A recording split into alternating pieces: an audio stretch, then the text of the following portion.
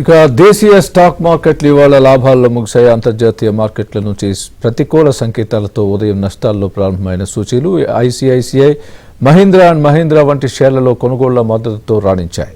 Trading ముగిసే సమయానికి సెన్సెక్స్ 131 పాయింట్లతో 77,341 వద్ద స్థిరపడగా నిఫ్టీ 37 పాయింట్లు పుంజుకొని 23,538 వద్ద ముగిసింది.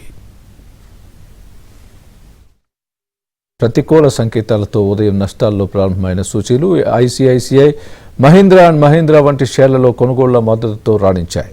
ట్రేడింగ్ ముగిసే సమయానికి సెన్సెక్స్ 131 పాయింట్లతో 77,341 వద్ద స్థిరపడగా నిఫ్టీ 37 పాయింట్లు పుంజుకొని 23,538 వద్ద ముగిసింది. ప్రారంభమైన సూచీలు ఐసీఐసీఐ, మహీంద్రా అండ్ మహీంద్రా వంటి షేర్లలో కొనుగోళ్ల మద్దతుతో రాణించాయి. ట్రేడింగ్ ముగిసే సమయానికి సెన్సెక్స్ 131 పాయింట్లతో 77,341 వద్ద